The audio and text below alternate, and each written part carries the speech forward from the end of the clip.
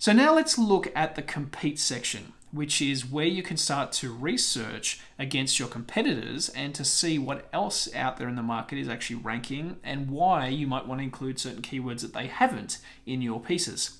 So here again, I've done a research term and I've used small business marketing tips. So this gives us an idea of the top 10, or sorry, I think it's top 20 articles that MarketMuse is ranking based on those particular keywords, small business marketing tips. And it will actually give you the URL for each of the top ranking sites. And as you go along, you can see some very familiar names there if you're in the content marketing world.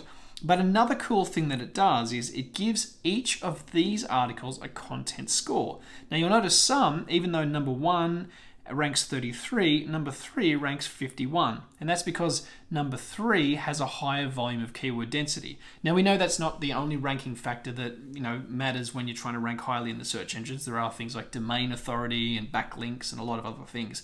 But this gives you an idea of the kind of content quality or the content score that you want to be competing against if you're going to rank for this kind of term. Now, obviously in a field like marketing or content marketing or small business marketing, a lot of people are very savvy. So the content scores are a lot higher that you're competing against, but it's good to know what they are. So if we go down the list here, you can then start to see, if we just look, for instance, at article number 1, which is from WordStream, it has a content score of 33. And as we go down the list, you can see that some items are red, some are green. So the word email marketing, for instance, is green, which means they have 3 to 10 appearances of that keyword in the article. They don't have digital marketing or potential customers or small business owners. So you can see in the red here, this is where your opportunity to add additional keywords to raise your content score comes in.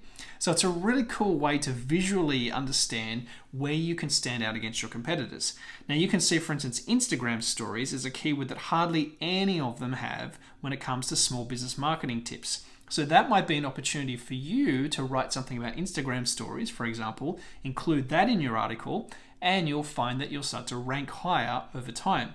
Now again, there's no foolproof way to do this, but it just gives you a feeling for what terms are going to rank and what don't. When something's blue, it means that there's 10 plus examples of that in that particular article. So you can see here there's 10 examples of Google, the words Google, SEO, what else is here? Brand, strategy, social, Facebook, social media, and that is one of the highest ranking content scores, even though it's article number 3. So that gives you a feel for the kind of words you should be using when you start writing. And you'll find as a writer, when you're doing this, it's really cool because it helps you to kind of shape what you're trying to write around keywords without having to kind of stuff them into the article.